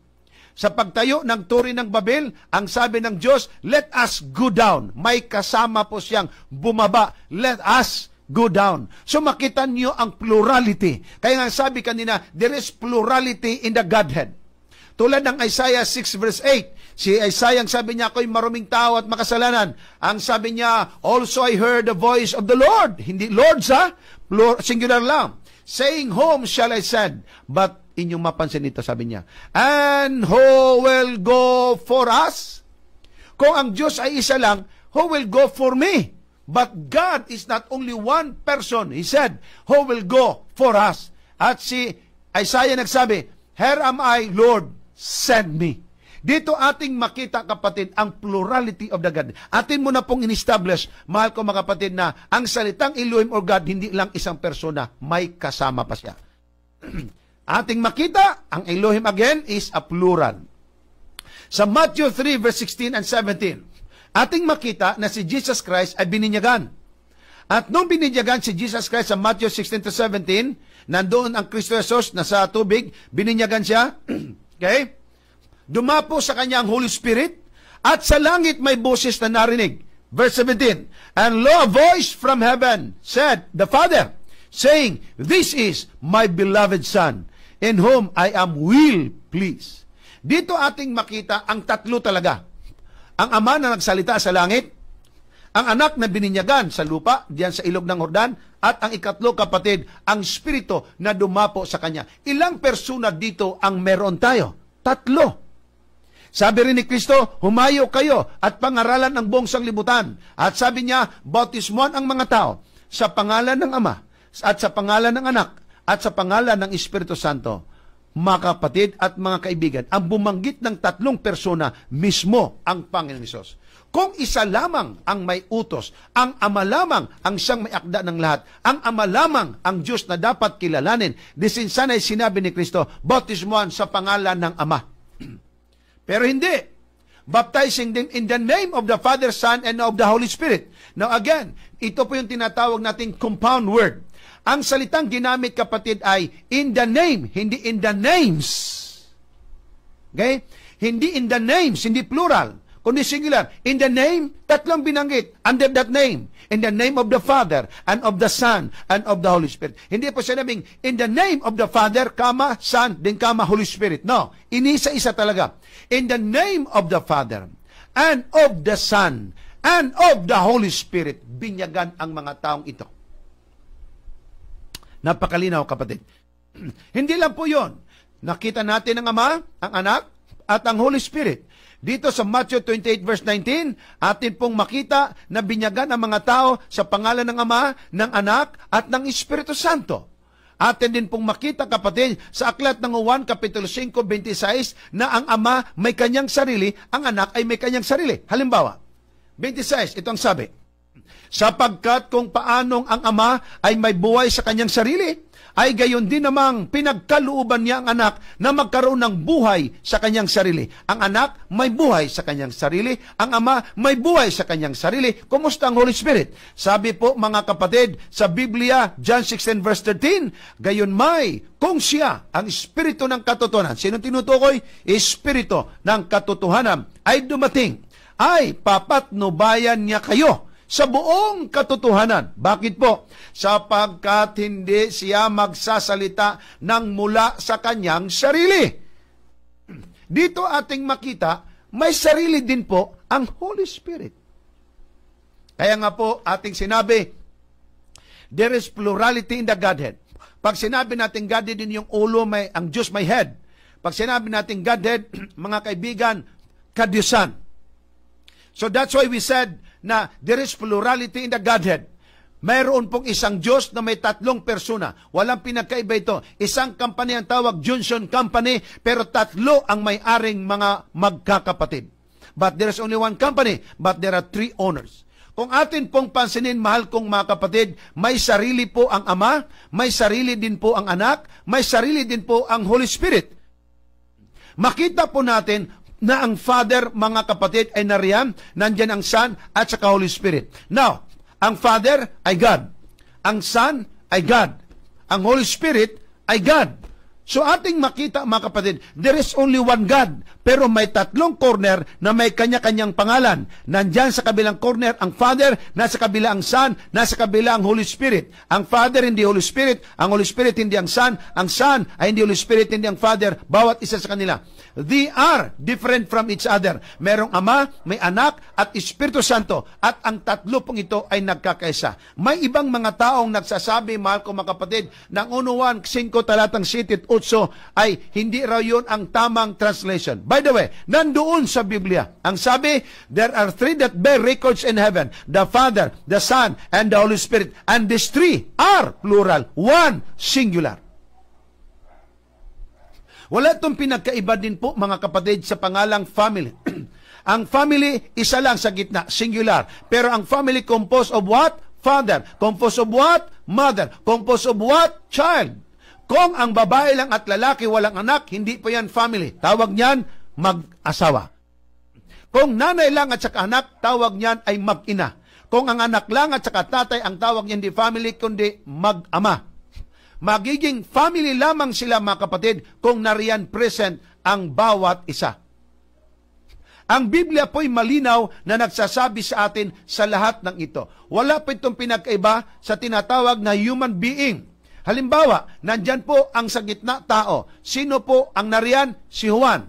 Nariyan din po si Pedro. Nariyan din po si Santiago. Kung inyo pong pansinin, mahal kong mga kapatid at mga kaibigan, si Santiago, tao. Si Juan, tao. Si Pedro, tao. Anong common denominator tawag nila sa gitna? Bawat isa sa kanila, tinawag na tao. Si Santiago, tao. Si Juan, tao. Si Pedro, tao. Kung inyo pong titinan sa atin pong illustration kanina, mahal kong mga kapatid, na ang Father, God. Ang Son, God. Ang Holy Spirit ay God. Isa lang po sila sa gitna, tinawag na God. By the way, ang pangalang God, kapatid, o God na katawagan, hindi po yan proper name of God. Ang salitang God, that is a title name of God. Tulad ng President, Barangay Captain, Mayor. Yan po, mahal kong mga kapatid, ay titulo ng tao. Pag tinawag nating God, yan ay titulo. Kaya nga yung 10 na mga pangalan ng Diyos na akin pong sinasabi sa inyo na tumutukoy sa character of God, attributes of God, ang tawag nun, title name of God. It representing about the very nature, character, and the attributes of God. So, ang family, isa lang. Pero composed of what? 3.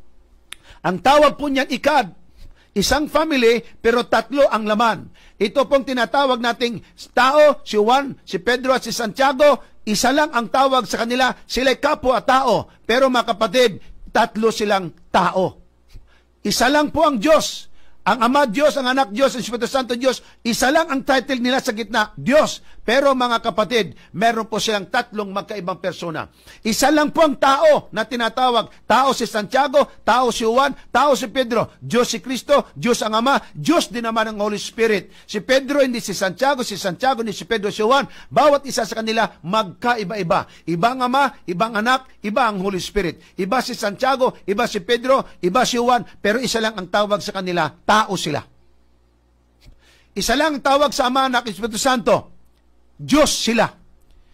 Isa lang tawag kay Santiago, Juan, Pedro, tao sila. Ganun lang po kasimple. Kaya nga po, ang pagkatawag natin na tao, 3, ang tao pong ito ay kinakatawanan ng 3. Isang pangalan tao, pero 3 silang persona.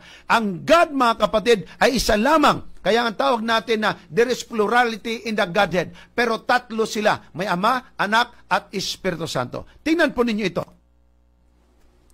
Ang Trinity, mahal kong mga kapatid, ay dinemonstrate ng complete equality of the Father, Son, and Holy Spirit o likas nila. Halimbawa, ang Father ay tinawag sa Revelation 19 verse 6 na omnipotence. Ang Father, tinawag din po siyang omniscience sa Hebrew chapter 4 verse 13. Nakakaalam ng lahat. Omnipotence, makapangyarihan sa lahat. Ang Father, tinawag sa Efeso 4 talatang 6 na omnipresence. Presente siya sa lahat ng dako. Sa 1 Timoteo 1:17, ang Ama tinawag na eternal o eternity, walang hanggan. Ang tawag sa Ama na omnipotence, omniscience, omnipresence at saka eternal, ganun din po ang Anak tinawag ng ganon. Halimbawa, Hebrew chapter 1 verse 3, tinawag ang Anak na omnipotence. Sa aklat ng Colossus 2:3, tinawag din sa omnipresence.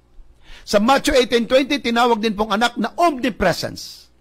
Sa Hebrew 1 verse 8, tinawag din eternal. Ang Holy Spirit the same. Kung ano pagkatawag sa Ama at Anak, ganun din pong Holy Spirit. Ang Holy Spirit po sa Luke 1 verse 38, tinawag po sa omnipotence.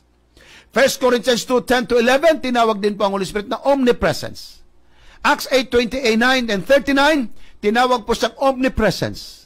At ang Holy Spirit sa Hebrew chapter 9 verse 14, tinawag pong eternal. Pareho po sila ba? Pareho po ba sila? Equal po ba ang complete equality of the Father, Son, and the Holy Spirit? The answer is yes. Ang titulo ng Diyos, ganito rin po. Ang Ama, Acts 17 verse 24, ang Ama tinawag ng Lord. Ang Ama tinawag ng God. Ang Ama tinawag na Savior. Ang Ama tinawag truth and life. Ang Son naman, Acts 10 verse 36, tinawag ding Lord. 1 John 5:20, tinawag ding God. Sa aklat ng Titus 2 verse 13, tinawag ding Savior. Ang Panginoong Hesus, John 14 verse 6, tinawag ding truth and life. Sabi nga, I am the way, the truth and life. Ang Holy Spirit sa 2 Corinthians 3 verse 17, tinawag siyang Lord. Acts 5 verse 3 and 4, tinawag din po ang Holy Spirit na God. Titus 3 verse 5, ang Holy Spirit tinawag ding Savior. John, 1 John 5 verse 6 and Romans 8 verse 10, ang Holy Spirit tinawag ding truth and life. Meron bang pinagkaiba sa kanila? Wala, kapatid, sa punto pong yan. Now, atin pong tingnan ang acts of worship about God. Ang Father po ay, siya po ay tinawag Creator. Ang God the Father, Recreator. Ang God the Father, light and guidance. At ang God the Father ay indwelling. The same din po sa anak, the same din po sa Holy Spirit. Ang Ama ay sinasamba sa Espiritu at katotohanan. Ephesians 3 verse 14. Revelations 5 verse 8. Ang anak din po ay tumanggap ng pagsamba. Hebrew 1 verse 6. Jude chapter 1 verse 20. Acts 2 1 up to 4. Ang Holy Spirit din po, kapatid, ay Ephesians 6 verse 8. Tumanggap din ng worship and obedience as to God. Attributes to God.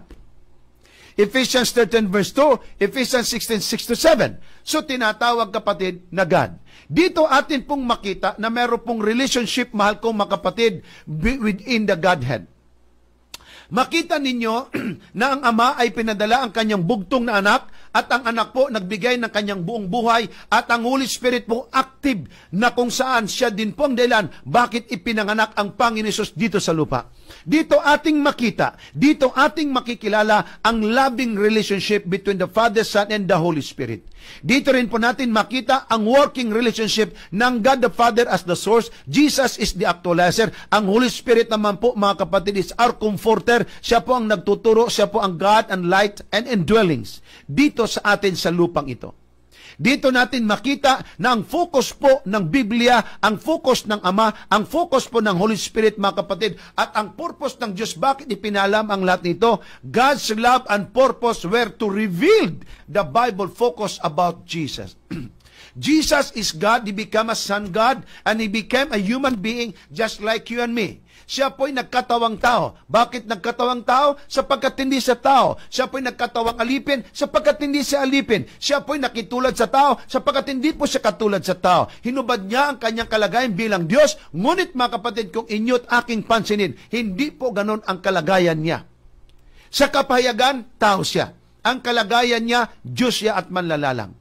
Ang focus po ng kasulatan ay ang Panginoong Hesus, mga kapatid, na nagsakripisyo dito sa lupa. He is the hope.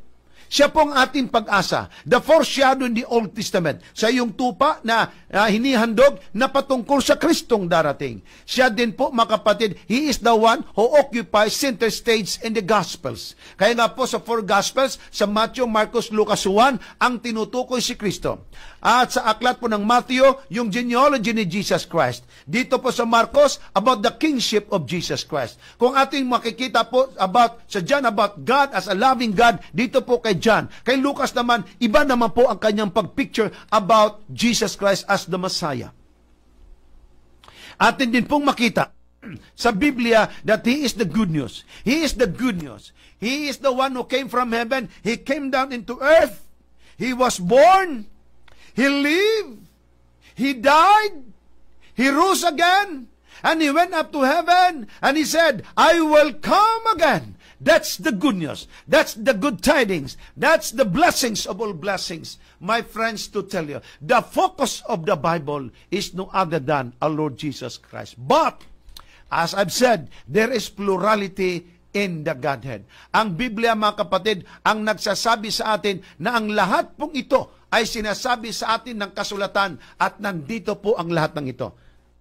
Again, akin pong sabihin sa inyo, when we see the Godhead, nariyan ang Father, ang Son, and the Holy Spirit.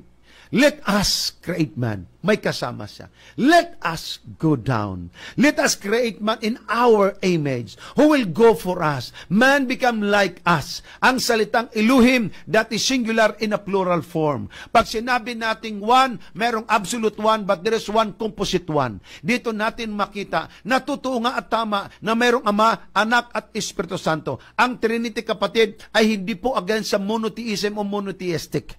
We believe that there is only one God in 3 persons. Kaya nga po, ang sabi ko sa inyo, sa 1 up to 10, kung magbilang ka, 1, 2, 3, 4, 5, 6, 7, 8, 9, 10. Sa 10, ilan po ang 10? 1. That is 1, which is 10.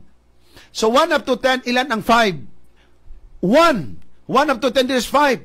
But that 5, that is 1, 1, but that is number 5. So 1 up to 10, ilan ang 3? That is 1, 3, which is 1. Kaya nga ang sabi ko, ang Ama ay Diyos, ang Anak ay Diyos, ang Espiritu Santo ay Diyos. Sabi nung aking nakadebate, sabi niya, ibig sabihin, 1 plus 1 plus 1 equals 1? I said yes.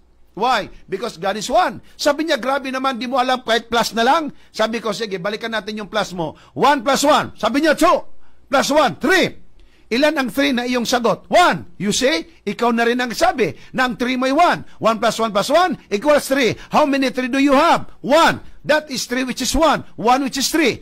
Ang 3 is singular. But the meaning of it, ang laman nito, kaya nga 3 kasi 3. As simple as that. Luzon, Visayas, Mindanao. 3 malalaking isla, isang bansa. May Marupa. Pero sakop nito 4 o 4 na malalaking probinsya. 5 na nga kasi 2 po ang Mindoro.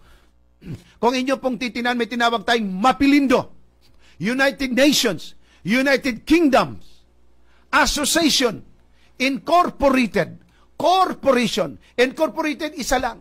Labor Union, isa lang. Pero that is union. United Nation. Ang pag sinabing united, that is singular. Nations, singular. But that is plural. Bakit? Nations, marami na. Well, sa muli, ako po'y nagpapasalamat sa Panginoon na kayo po'y kasama kong mag-aral ng kanyang dakilang salita.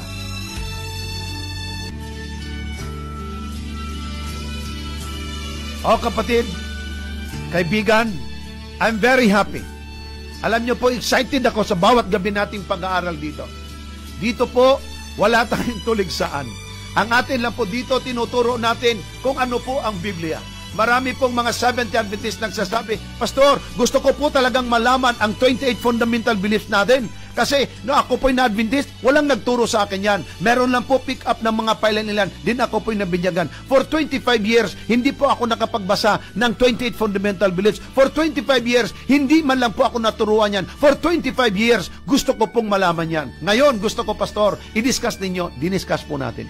Kapatid, kaibigan, kung kayo po'y pinagpala at inyo pong naunawaan ang salita ng Panginoon. Again, isang hiling ko po sa inyo. Hindi po itong mahirap gawin. Pwede po ba kayo mag-message sa amin? Natutuwa po akong magbasa. Ngayon, ang mga magme-message po sa amin, gusto ko rin pong batiin. Bukas po, babatiin ko ang lahat na magme-message ngayong gabi. Okay? Inyo pong ilagay inyong pangalan, kung taga saan po kayo, at ano po yung pangalan, taga saan kayo, at mga kunting pananalita kung gusto niyo. Ilagay nyo, salamat Evangelist Dison, pinagpala kami ng salita ng Panginoon. Salamat Evangelist Dison, maliwanag at napakalinaw. Malinaw ba sa iyo? I-message mo. Malinaw ba sa iyo? Pinagpala ka? I-message mo. Kapatid, kaibigan, ang Diyos na ng langit magpala sa ating lahat. At sa muli po, ako po ay nagpapasalamat sa bawat isa. Huwag po kayong makalimot, mag-share po kayo, mag-message po kayo, at inyo pong gawin, mahal kong mga kapatid, mga kamanggagawa, mga kapamilya, mga kapag-asa, mga ka-evangelist, mga kamanggagawa, ang inyo pong gawin, walang iba. Pumasok tayo sa ating YouTube channel at doon po tayo ay mag-comment din po naman. Marami pong salamat. Again, this is your brother in the faith, Evangelist Cesar Diaz Dizon Jr. Nagsasabi, ang Diyos nawa ng langit magpala sa inyo, sa akin, sa ating lahat. Hallelujah, Maranatha! Marami pong salamat.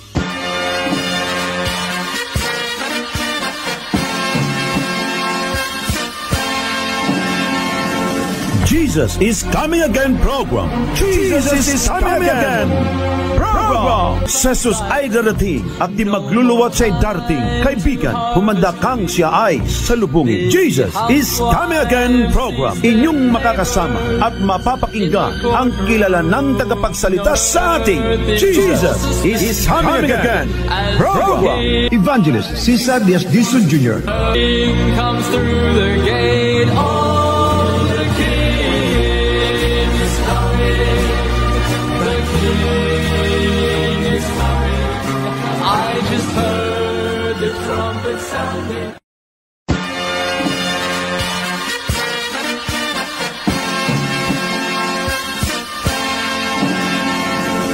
Jesus is Coming Again program.